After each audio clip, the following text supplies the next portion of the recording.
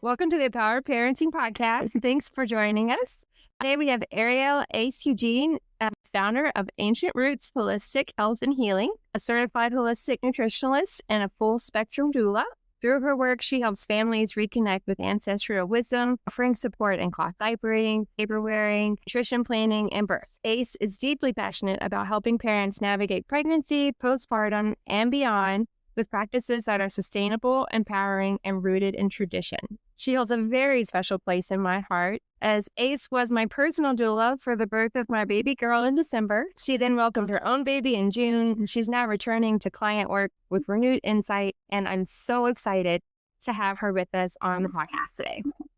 So welcome. Thank you for being here. Yes, thank you for having me. All right, let's dive right in. So what inspired your journey into birth work and supporting mothers through pregnancy and postpartum? So I got inspired by my own kind of set of deliveries, I guess you can say. And when you know better, you kind of change it up and do better, you know? So I didn't have like awful deliveries. I can't say that, but because I've definitely heard some stories, but they weren't the best, right?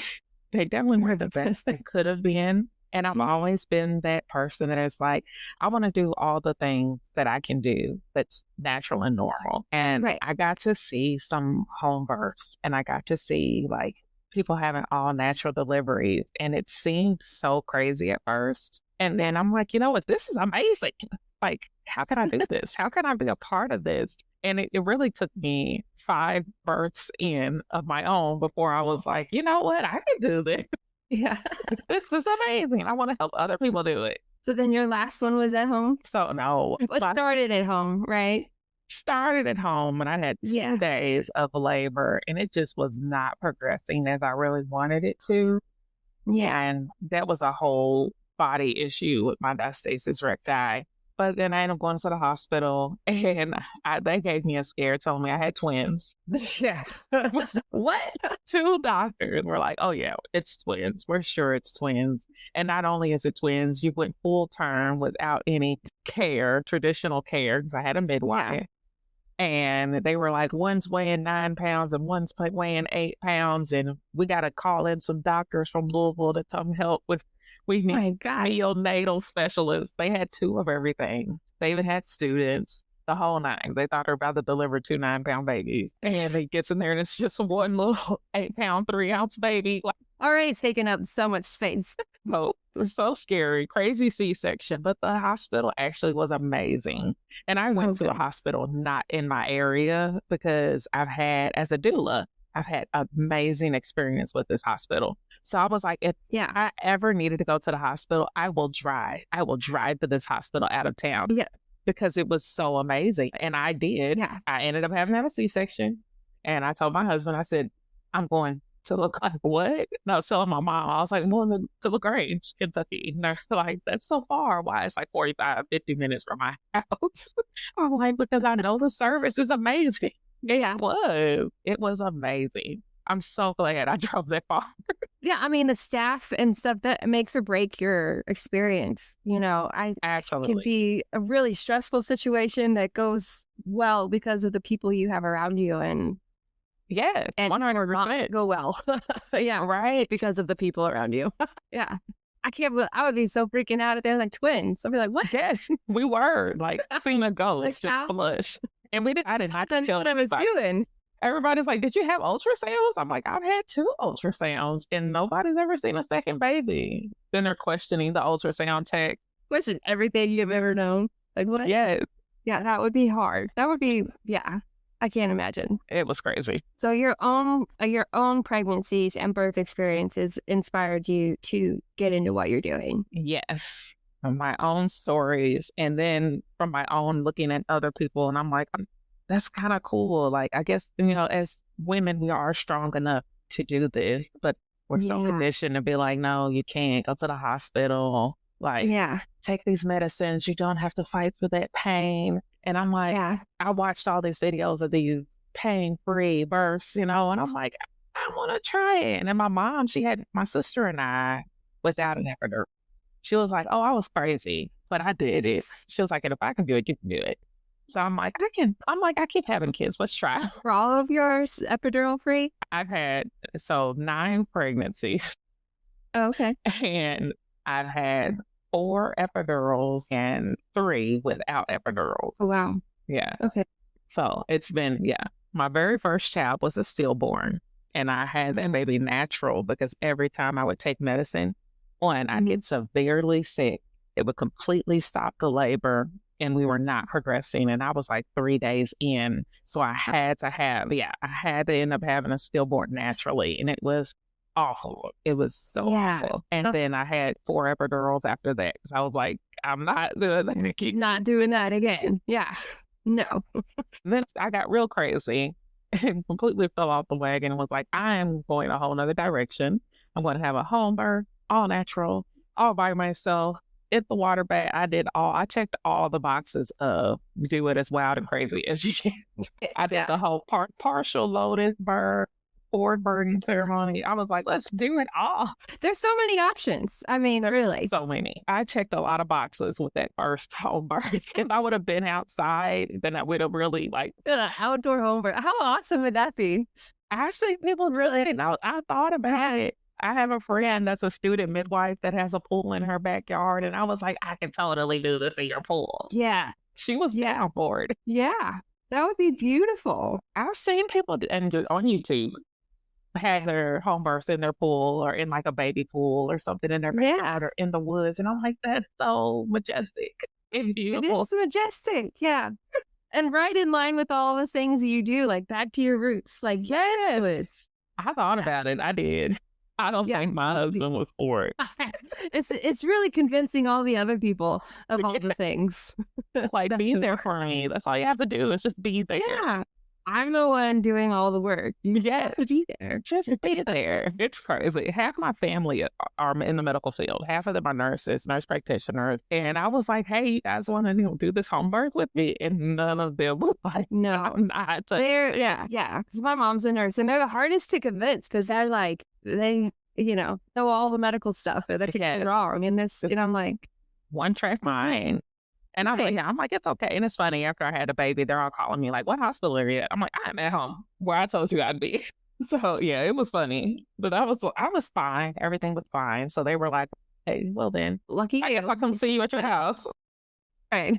Yeah, visiting hours or whenever I want them to be. Thank you. Right. But that's when I'm like, okay, I recommend this to everybody because it's just great. Yeah. It was so great. You're at home and comfortable. Yeah. Yeah. You can always start there. And then, because that's one of the things I learned about working with at-home midwives is they don't take high-risk births. No. It's if you are anywhere in this realm of something could go wrong or chances are high that this could go wrong or moderate that there's something that they're like, no, we don't. No. With you. Yeah. You have to be healthy. Yeah. You have to be healthy and everything has to be progressing normally. Yes.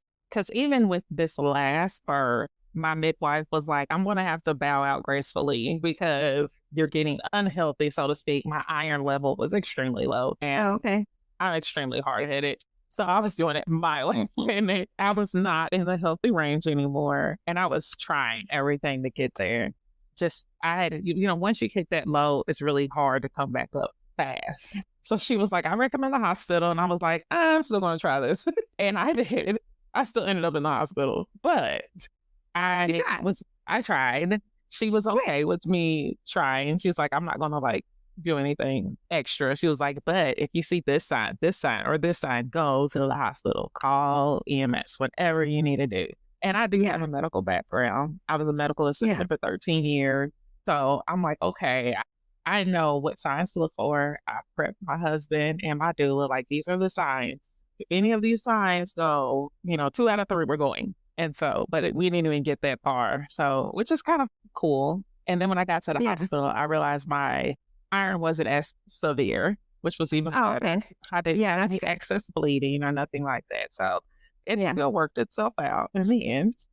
It just was different than that you envisioned. That's all. It was just different, but it was still great. Yeah. You can only plan so much. Right.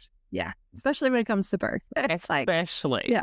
That baby's going to do whatever that baby wants to do, whenever they want to do it. And that's what I learned with this last one, because I'm like, I can figure this out. I can push her into place and that just was not working. It was, I tried all You can kinds only of be things, so stubborn. except that I had to swallow that. I'm sitting on the couch with my doula, and I'm like, I'm gonna have to go to the hospital, aren't I? And she was like, I was like, I appreciate you waiting for me to come to that conclusion. She was like, I did. Yeah, right. Because she knew, like, Yeah. you're gonna go to the hospital, but I'm gonna wait till Yeah, I know where this is going. But you let me know when you're ready. right. She was patient with me. She really was. That's the best kind of doula. Especially like being a doula myself. Yeah, I get it. Right. Having your own experience. You shared that becoming a mother yourself deeply shaped your perspective. What were some of the most surprising ways motherhood transformed you? Oh, wow. So you remember how they used to say back in the day when you had kids, your whole life, like your friends and everything shifted. And I totally went through that where I was always the kid that wanted to be the stay-at-home mom that had all the kids and did all the fun things. I was just always a kid. And when I originally got married, and we probably waited like 4 years before we had kids. And so we were doing all the fun stuff and partying and hanging out. And we had all our friends that were either single or partied and hung out as couples with it. It was like, fun time. Yeah. And as soon as I got pregnant, the fun times came to a screeching halt. Yeah. Screeching. Fun is a very different word. It became a whole nother kind of, it's like, let's stay in and watch movies. And I can't drink, so neither can you. Like, right. It was a whole nother kind of fun. So that changed our friends. That changed our life, how often we were out, how often we went out to eat. There were so many things that actually changed. So my oldest is 15. So 15 years ago. And my stillborn actually came before her. My stillborn was in 2008. She was born in 2010. So in 2008, all of this started shifting. And I became really like health conscious. And so I stopped with a whole lot of things that could be chemically imbalanced to the body. So I stopped wearing deodorant 15 years ago. I stopped eating certain foods 15 years ago. And I didn't realize how much time has passed until someone asked me, like, especially this whole deodorant conversation. And it's like, no, I don't wear deodorant. And I haven't in 15 years. So I'm like, I'm not going to start now just because they came out with new fancy deodorants. And like, my body's just doing what it's supposed to do.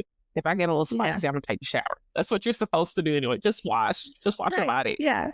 So beyond the friends changing, the lifestyle changing, my food was changing, where I went, like how I hung out, it just was such a stark difference. And trying to build that community from nothing was extremely hard. Like, it was hard trying to find, okay, well, where are the other married women with children? Where are the other? Hiding. They all hide in the house, trying not to pull their hair out. Yeah. Like, these people. Where are they? You got to find mommy groups. And then you may not mesh with everybody in the mommy. Right. You got to get the right vibe in your mommy group. You have to have the right vibe. And then, like, your kids have to match with their kids, and your lifestyle has to match their lifestyle. And it's, for me, I'm still here with 7 kids, and I'm still like, where's the perfect mommy group? As my kids age, it gets harder. So now I have 2 teenage girls who I need a mommy group for now. We kind of aged out of groups, or there's a lot of these like male groups with teenage boys, but like, where are the teenage girl groups? Yeah. So like, that's where I am in this stage of my life. It's like, okay, what do I do with my teenage girls? Yeah. So it's a constant evolving door of shifting. Yeah. What do you like? What do you don't like? Where do you hang out? And girls are just a lot.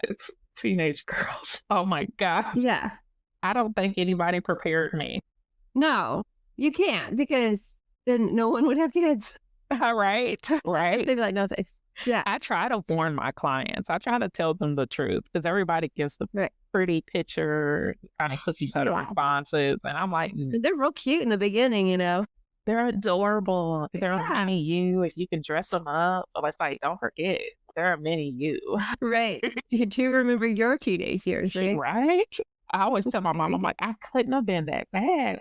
Did I talk this way? Did I say this bad? She just laughs at me. Like, yeah, you did. Right. But it seems so much more like applicable then. And that's like, no, it is not. I do resonate with that though, like changing, like when I had that little life inside me, it really changed how I treated my body because I knew what I was putting on me, I was putting on them. Right. That really I couldn't do it anymore. Like that knowledge changed the way I continue to do things now. Right. Yeah. I used to get my nails done every week. I Yeah. used to get my hair done. And then it's like, oh no, I can't put those chemicals on my scalp and I can't wear those nail polish or even just walk in the nail salon in general. That's me. Yeah. It really changed a lot. Yeah. No, I feel that for sure. That little baby in there, man. The whole world. Yeah. The whole world. All right.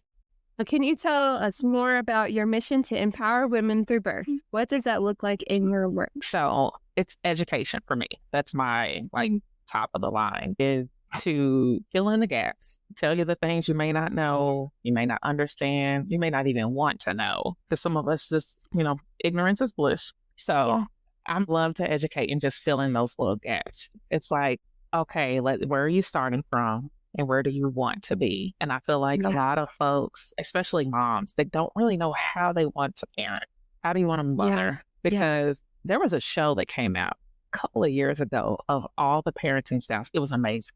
I was so into it. Even me and my kids, we watched together. Yeah. And it showed all the parenting style.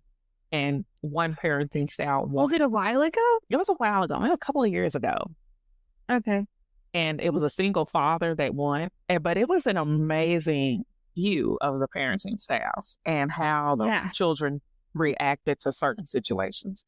So I kind of, this whole gentle parenting is what's new and what's trending. And it's like that may work for some children, but not for all children. Like you have to also know what kind of child are you dealing with here. Right. It's really... and that whole gentle parenting thing, they just take it in so many different directions. Yeah. And it's like, it's not all of those. Some of those do not apply to this situation. Yeah. These are more like guidelines. And what I do, it's not necessarily, it's got so many different names. It's transformative parenting or it's, conscious parenting. Or, it's just like, I was telling somebody the other day, it's like, I'm just trying to help you parent and not be an asshole. Right. That's all. That's it. And you're not doing it on purpose. I see that. Like you love your kids, but let's not treat them disrespectfully. Right. Yeah. I think people kind of forgot the whole golden rule. You remember the golden rule? Does that just not apply anymore? Treat people how you want to be treated. Yeah. Right. Like they have feelings. Yeah. Right. Did you take this? They took it out of school and they just took it out of... They took it out. They don't teach it anymore. It's like, it needs to really be a viral TikTok. Maybe that'll get some traction again. Right. Hashtag the golden rule. Right. Like I still thrive off of that and I teach my kids the same thing. And I'm a real believer in karma. So it's like whatever that energy you put out there, expect that same energy back. Don't, treat people like trash and then expect them to still respect you. So it's all about empowering that person where you turn it kind of like a little therapist. Like, what's going on with you? How was your birth trauma? How was your childhood trauma? Where do you want to be? And how could because a lot of people, they start out with the idea that they just don't want to parent like their parents. Right. What does that look like? Right. Yeah. What does that look like? What do you want to be? Do you want to negotiate everything? Are you in a position to negotiate everything? Yeah. It may sound good. Like, okay, if you do this, if you get an A, then I'll give you $10 per A. Can you afford $10 per A? Or is this something that's going to fall by the wayside after the second report card? Yeah. It's got to be a realistic kind of parenting. What is something that you like that you can move on? There's actually a children's version of the 5 love languages that you can do with your kids. I've done it with my teenagers and I'm like, this is amazing because it just kind of helps me as a parent. I think I know my kids, you think you know them. Yeah. So they get around their friends. And so then it's like, and then they're totally different. They're a totally different person. I'm like, oh my gosh, who are you? Right. Like, why are you so rude? That's not okay. Right. Like, where did this person come from? Like, no, it's funny. Like, okay. But you do you, Bill. Right. I'll tell you. Exactly. So it helps me with my kids too. I'm like, tell me what makes you feel loved and appreciated. And let's go from there. And I'll tell you what I don't like and we'll work in the middle. Yeah, we'll find some middle ground that we can both work with.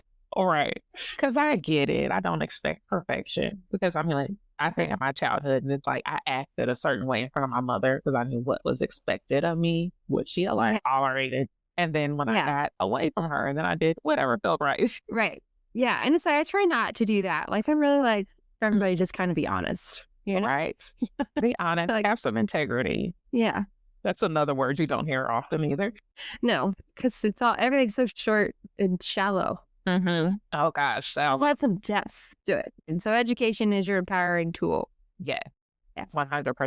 What kinds of education or support do you think are missing for new and expecting parents today? Wow. I want to go way back to, say, elementary, middle school, when they teach you about your body. With the experience that I've had, not only as a doula and a nutritionist, but as a medical assistant starting out years ago in the healthcare field, and realizing how many women don't know the parts of their privates, and they don't know when to speak up about those said private parts. Yeah. And what to do with them when they're not doing something they deem as normal.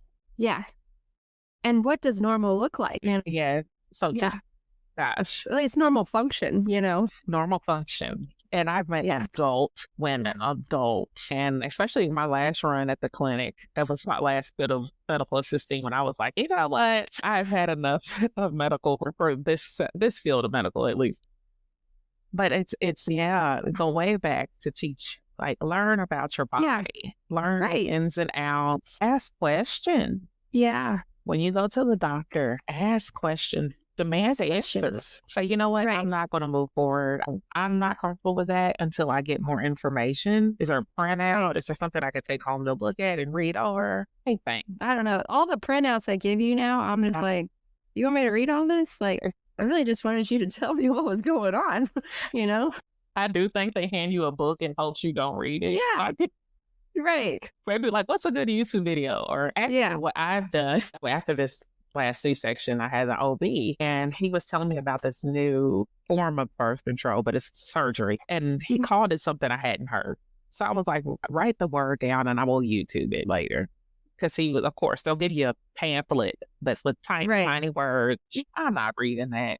What's the key words I need to look up? And I'll figure this out on my own. I just need some reference. But I'm a researcher, so that's definitely like up my alley. But for some people, they need cliff notes. Let's hit the highlights, okay? I don't need to know all the things. I don't need all the things. I love the things, but most people don't need the things. So I've learned that. Yeah, no, most people are just like, just tell me what's wrong. And that's good. That's how I operate. But I think that's how a lot of people operate. Right. And then they do. Because then they come to the doula and it's like, okay, what did they just say? Or can you break that down to me? So then I have to know context so I can break it down and at least give accurate information. So it's a lot of people like the cliff notes. So mostly you think just like human anatomy. That's where the big lacking is. Yes, like anatomy. And then you can't teach your kids what you don't know. And then you're making up goofy words. Oh, yeah. And that opens up a whole nother can of worms, having nicknames. That's why I'm like, I love education. Because if you have that basis, that foundation of, I know what's, I guess, textbook normal and what's not. Yes. So if I go to the doctor and I say, this is happening, and I know it's not supposed to be happening, whatever that may be, then we have a place to start from, a foundation. But if you have no idea and you've had something weird, then it's like, we don't know what to start. I thought everybody had a period for 2 weeks. How does emotional intelligence play a role in the motherhood journey, especially when it comes to hormone shifts, identity changes, and emotional healing? I would say know where your starting point is. Yeah. So to be emotionally intelligent is to know where you are today. How am I feeling today? What is my start? Yeah. And why do I feel that way today? So we cannot worry about the things that do not exist anymore. So how do I feel today? And why do I feel that way today? And how can I get out of there? Am I stuck in this bubble? Do I have the baby blues? Is this really just a hormonal shift? Can I, my hippie ways, can I take some herbs and drink some tea and maybe some essential oils and feel better and rub some crystals? Or do I really need to go to a doctor? Because this is deeper than I can handle at my house. Yeah. So it's really knowing and being in tune with yourself. I feel like that kind of goes back to education and having that foundation of what your normal level of your body. Yeah. Like what it looks like. What it looks like, what it feels like, how the brain functions. I am a firm believer in you are what you eat. And a lot of the foods today are just completely wrecking people's hormones. It really is. It is wrecking the mind. Like this daggone food dyes, like red, yellow, blue. Yeah. They actually are neurological stimulators and not in a good way. So like, they're hard to recognize it. I feel like there's countries, knocking them out. Yes. There are other countries, not our country, so to speak. No, but we'll come around. Or just don't eat those foods. It's really hard. It is really hard, especially when you eat kind of like a mainstream diet. Yeah. It's in everything. It's in fad diet. Food. It's in your snacks. Standard American diet. Yes, the fad diet. Yeah, it is sad. Don't be sad. Don't be sad. Eat some fresh fruit. Exactly. In your line of work, I imagine you see a lot of generational healing, especially around things like breastfeeding. How do you see those old patterns show up and how can we shift them? So, like with breastfeeding, a lot of families, mine included, did not teach breastfeeding. We're not a breastfeeding family. That's not something that was passed down generationally. That's not something we see. It's my family. And so that was I don't want to say stigma, but that was definitely something we changed. But my sister did it, I did it, and I hope to press that onto my kids. My 3-year-old tries to breastfeed people in the house. And I say people. Just like your guests come over. Like, you want some? She will lean her chest in your face. And I'm like, just trying to nourish you. Just trying to nourish you. She'll rub your little head, everything. Like, she's got this nurturing about her. And it's hilarious. And I love it. But I also see, like, that's not great for everybody. Let's stay at home. Let's not breastfeed strangers or nothing. But I love that that's something she sees, that she finds normal, that she's okay. Like, I'll probably do that when I get older. Even my teenage girls, like, it's totally normal. They've seen the birds. So it's kind of like teaching that this is something that is normal. Your body naturally does it. Even if you choose not to breastfeed, you're still going to get the milk. You got to figure out how to stop the milk. Right. Get rid of it. Yeah, it's going to come in one way or another. Right. That's what your body does. That's what your body does. You release a hormone that causes it to do it. Once that baby pops out, your body's like, all right, let's feed this baby. Right. Ready for phase 2. Right. Gosh. Yeah, that 4th trimester. Yeah. It can be hard, though, not having the support of the people you feel know about raising children, and they did it differently, and it's like, there's like new information out there, or that there's better information out there, and it's contradicting what your people are saying, and it's like, that's hard to go against that, because they're your people. They're who you listen to, who you love, who you go for advice and all the things. And then you reach this point in your life where it's like, okay, tell me all the things, and they're telling you all the things that you're not aligned with. Right. So then it's kind of like, oh, well, then now I need new people. Right. Or I try to figure this out on my own. That can be really hard to figure it out on your own. Yeah. And then to break that stigma, like, no, it's okay for me to breastfeed. Yeah. Do it differently than you do it differently. Right. Yeah. I can work with you accepting that I may pull my boob out in front of you because I don't care. Yeah. I might make you uncomfortable. I'm sorry. And I'm not going to go to the bathroom or someplace awkward to do it. You don't eat in the bathroom, so why should my baby eat in the bathroom? Right. And a lot of people in my family, because this is my 3rd breastfed child, they don't care. They act like it's not even happening. My 20-year-old little cousin, he comes in, I'm breastfeeding, and he's like touching the baby. Hey, little baby, like it's nothing. What you guys doing? I'm feeding the baby. Okay, let me see when you're done. And I love that he's like, this is nothing. Like, this is normal. You're feeding your baby. Okay, give her to me when you're done so I can hold her. Like, I love that. Right. It's not a thing for him. Right. Teenage male, or he's 20 now. Right. So it's like, that's definitely the group of, that's weird. Yeah. So I love that it's nothing to him. So I can see how it's generationally changed versus some of the older male cousins who are like, oh, I'll come back later. I'll come back. Oh, you're busy. Yeah. So I can see in my own family how it's all changed. And then so I try to like help other families. Like, this is okay. This is normal. Yeah. You had your way. Let her have her way, or even like a husband and wife. That's really difficult. Yeah.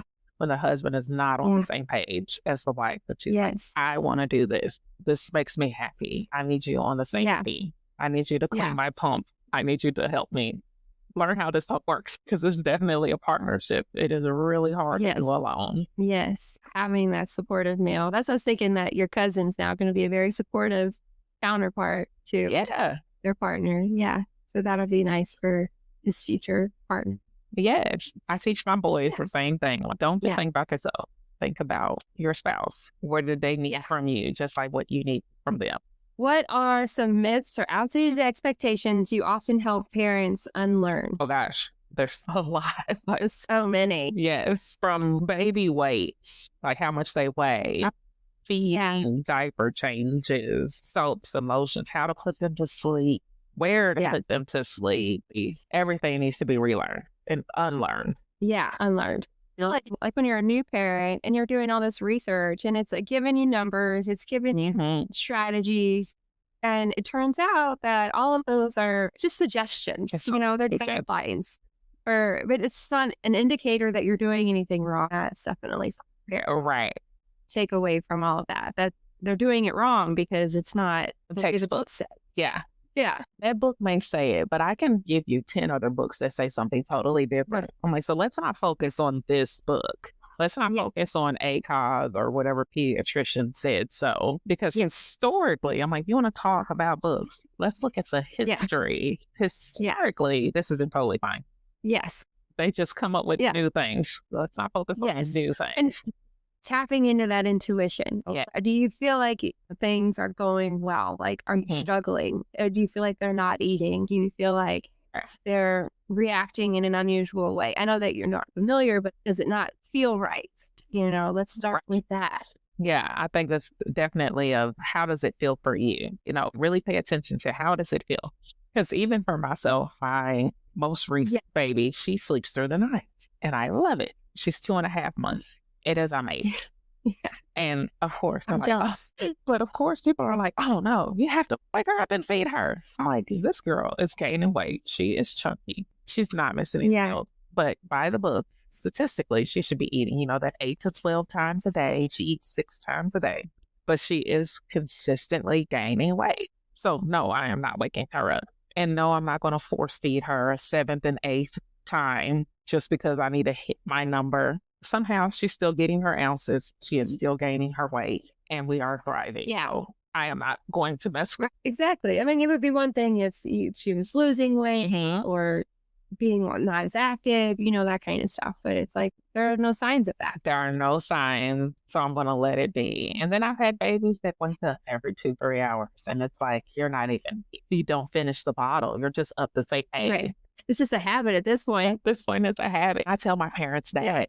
Think about the habits you want to create. I use that word specifically. I know what your pediatrician said, but you are the parent and you ultimately are the one making the decision because they see you once a month. I'm like, so think about the habits you want to create.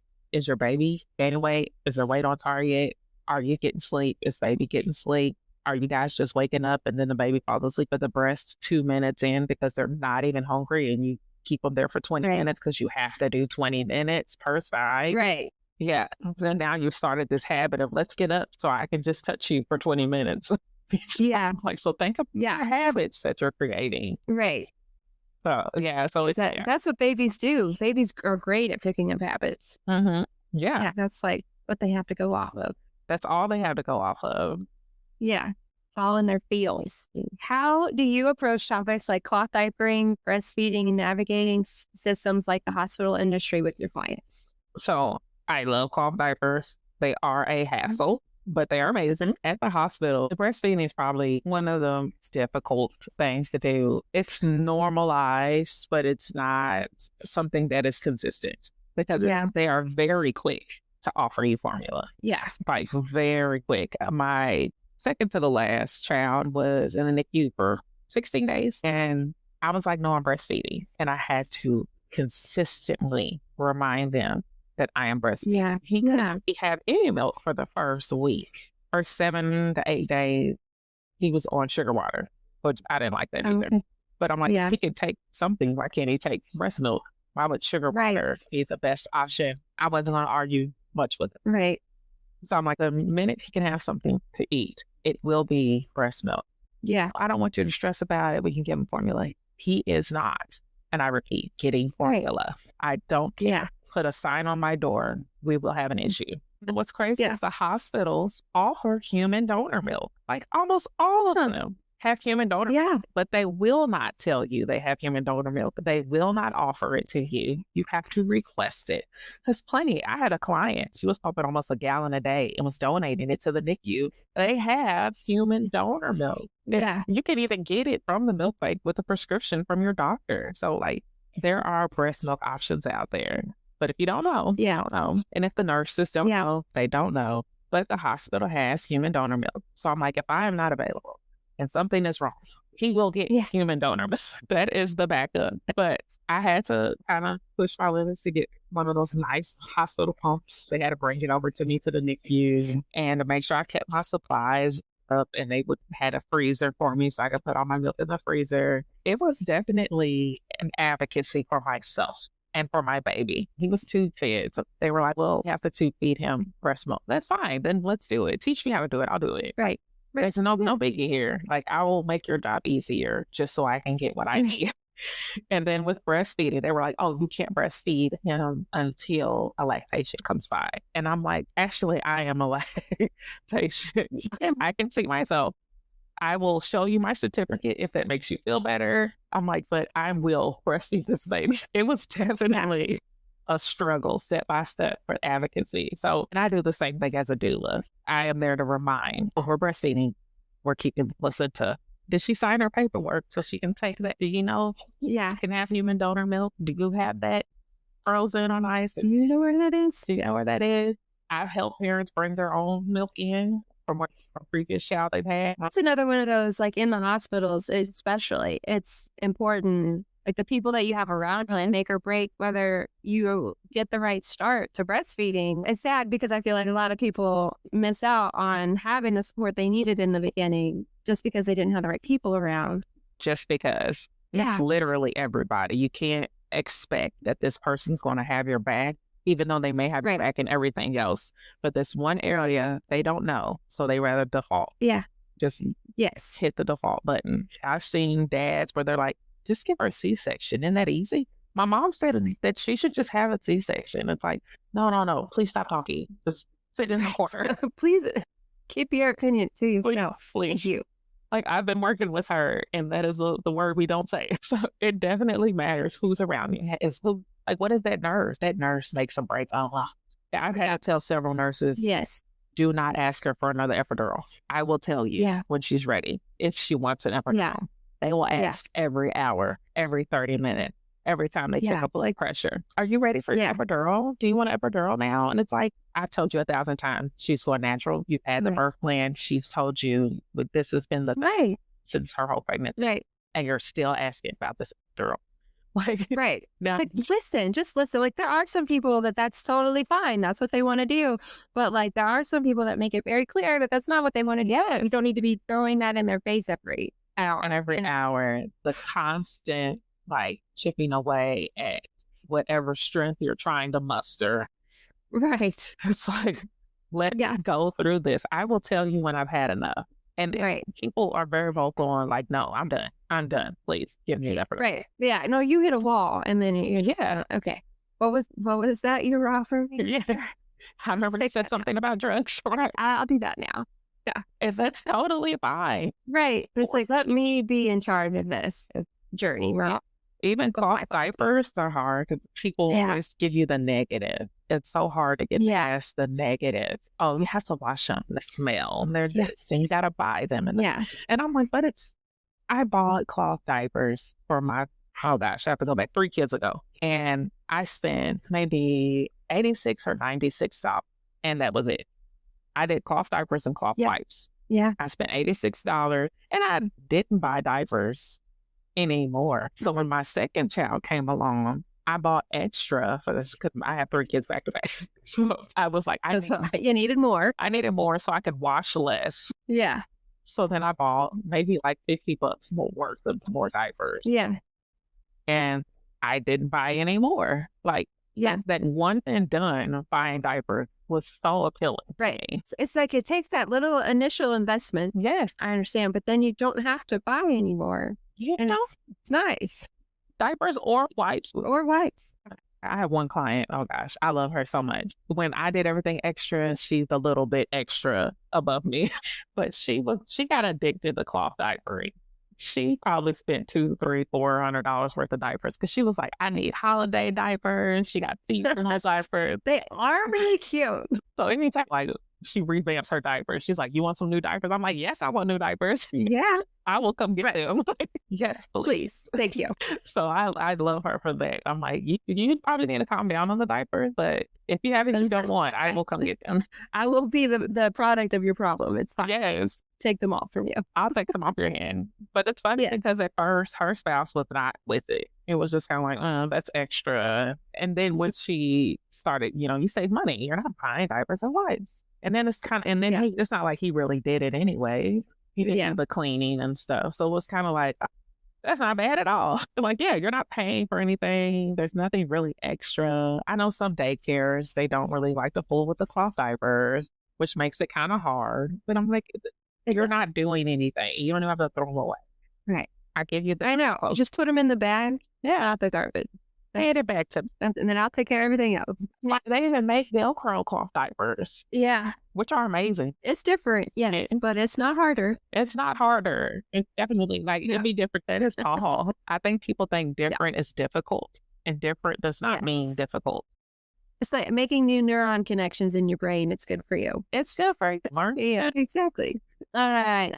You've worked with a wide range of women, including high-achieving moms who feel isolated. What kind of mindset shifts do you help them embrace around asking for help and building community? That it's okay to ask. Because usually when you have those high-achieving moms, they're very, I can do this myself, very independent, very go-getter. Now it's like, okay, sit that on the back burner and depend on someone. Like, it's okay. Yeah. Depend on someone. And it's okay to ask and expect from someone, whether that's your mom, your sister, a doula, your spouse, whomever that may be, an older child that says they're going to help. It's okay to depend on that person and don't expect perfection. They're not you. They're not going to get it done the way you want it done. They're there to help you. If they're just holding the baby while you take a shower, take that shower. It's okay. Yeah. If that baby cries, that baby will survive. At least you can hear that they're fine. Let that baby cry with whoever's holding that baby. Let them feed them an extra bottle or something. And shower, wash your hair. Like, it's really hard to get people to let go. Yeah. And I get it. It's your baby. I've done some night nannying, and I've had moms like, is it okay if I record you?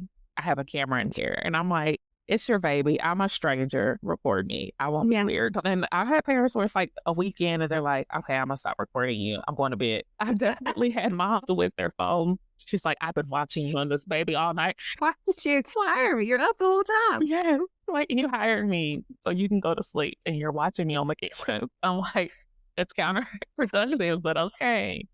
And they're like, I'm sorry. I just don't know what to do. I'm like, go to sleep. Just go to sleep.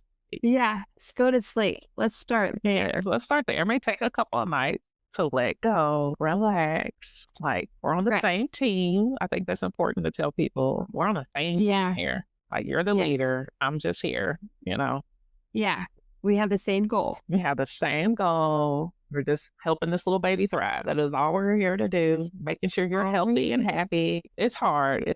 Even myself, I have my doula that's like, are you doing what you're supposed to be doing? Are you resting? Like, are you taking time for yourself? Did you have a quiet moment alone? Because I have 7 kids. So somebody's in the bathroom with me. Somebody's got to ask the question. People always like, you want to get a dog or a cat? And I'm like, I can't handle any more living, breathing things in this house. I have enough.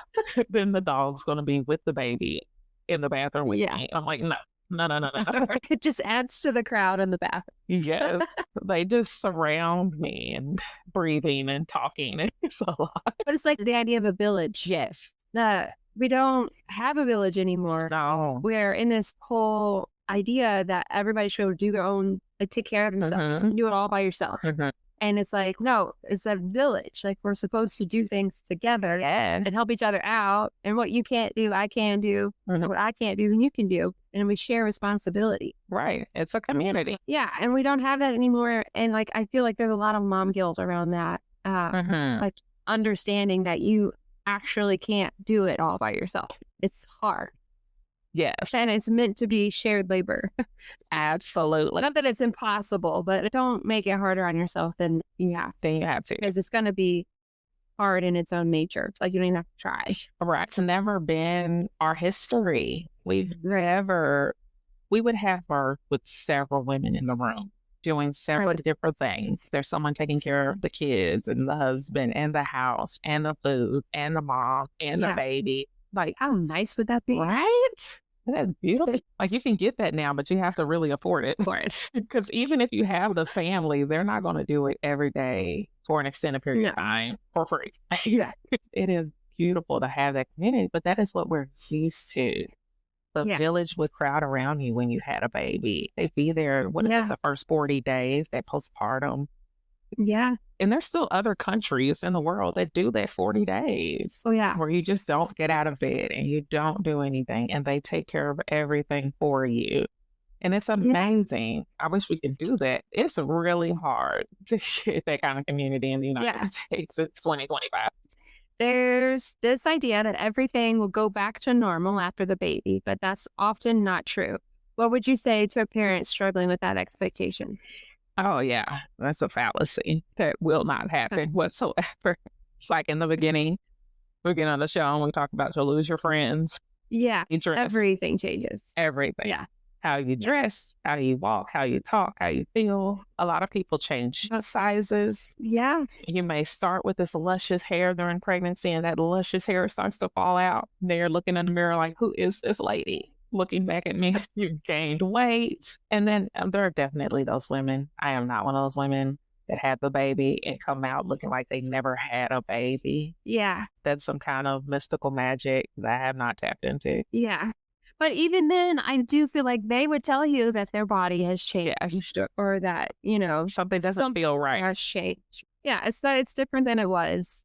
And that's just the nature of, you grew a life inside you. And now you have to take care of that life and your body's all different. It's normal. That's the way it's supposed to be. Yeah. Everything hurts and everything's out of place and out of whack. Which just did something really amazing. I know. You should be back to normal by now.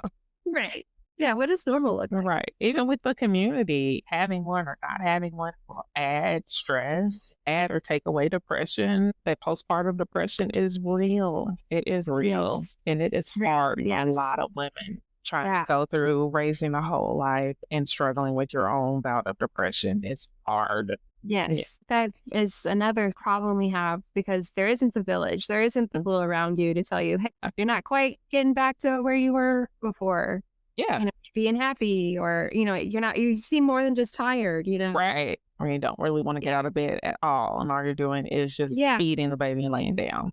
And nobody's out looking out for you. Right. So, having those conversations, being able to talk to people, realizing that I am different. Like, I'm not the same person that I was before the pregnancy. I'm not the same person I was during pregnancy because during pregnancy would change a lot of you too. Yeah. A totally different person. I don't even know who that was. Yeah. Eating habits, the whole thing. Yeah. And even being natural, going from one lifestyle to the next lifestyle to the next lifestyle. Well, now you're breastfeeding, so you really need to think about what you're eating versus someone who's going formula fed and it doesn't matter really what you eat or drink while you're cognizant of that baby. So it makes a massive difference. Maybe you have other children and you're like, I need help with the newborn and I could focus on the toddler. Or if you focus on the toddler, then I'll focus on the newborn and see how that works and vice versa. Because you have different schedules going. I have toddlers that go to bed at 8:30 and 9 o'clock. And then the bigger kids go to bed at 10 or 11. I'm trying to go to bed somewhere in between that gap and make sure the house is clean and the food's put up and we got something going on for tomorrow. And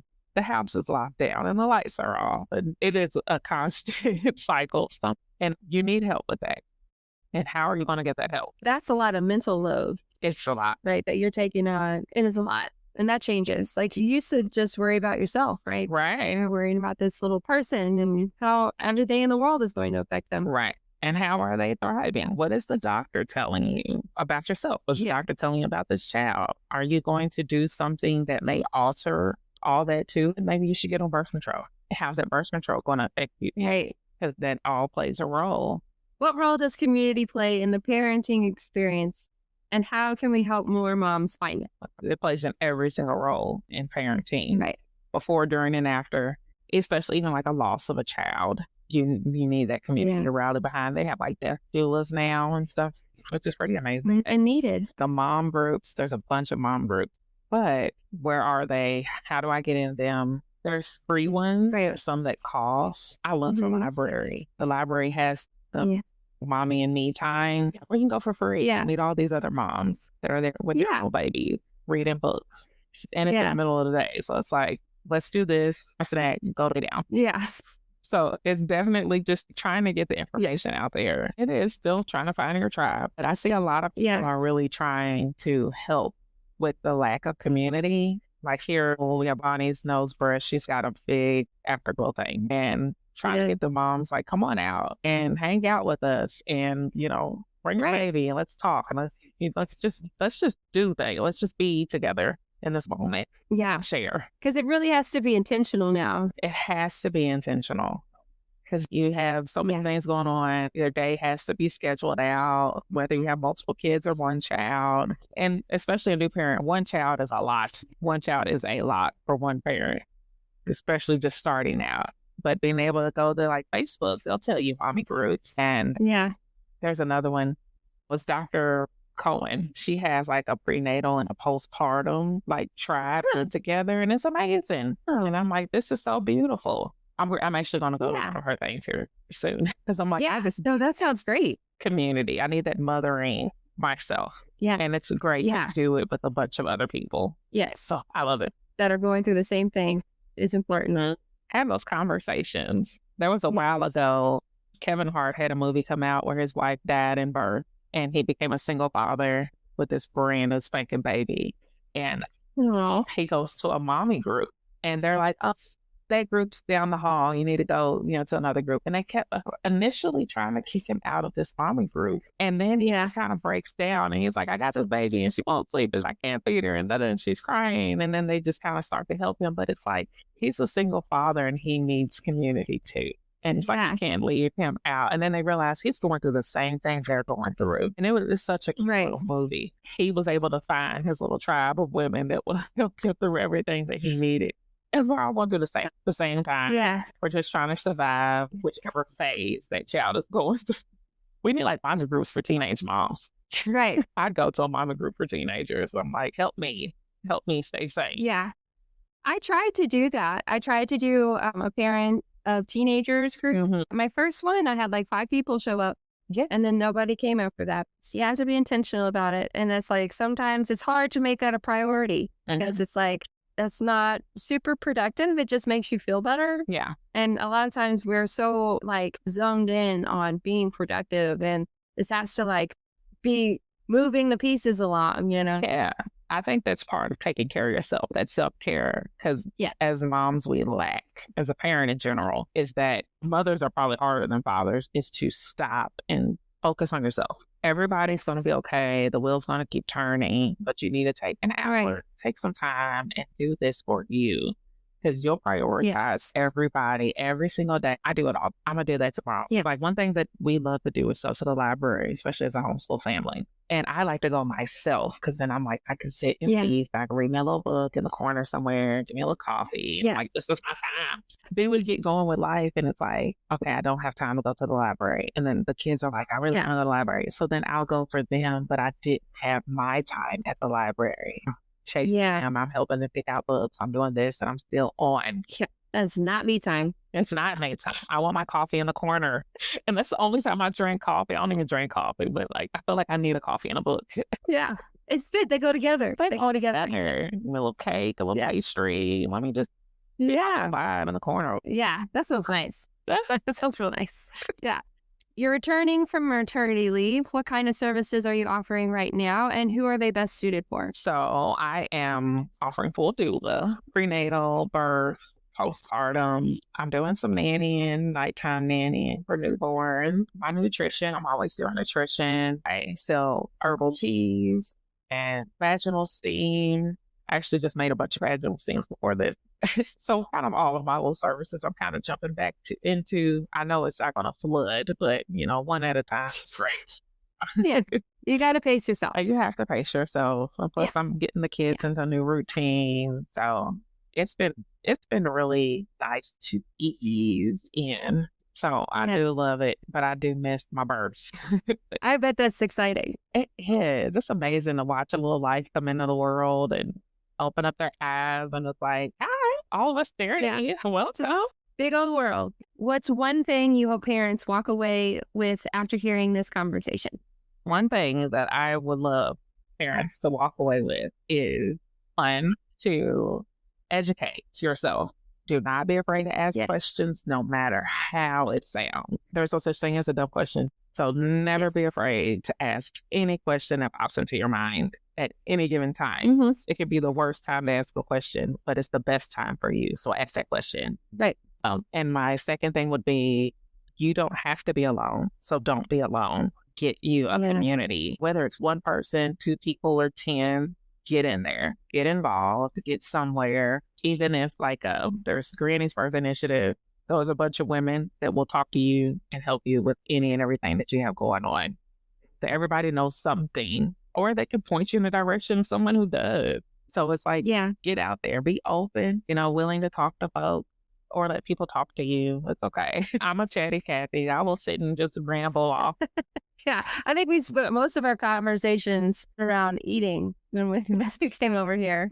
Oh, that's a love food. Just having that companionship, that's important. It's part of self-care, like you said. Yeah, it's self-care. Like, I've definitely had a mom, and you know what? I can kind of say you're one of those moms where in the postpartum, it's like, let me do things for you. And you're like, no, let's just chat.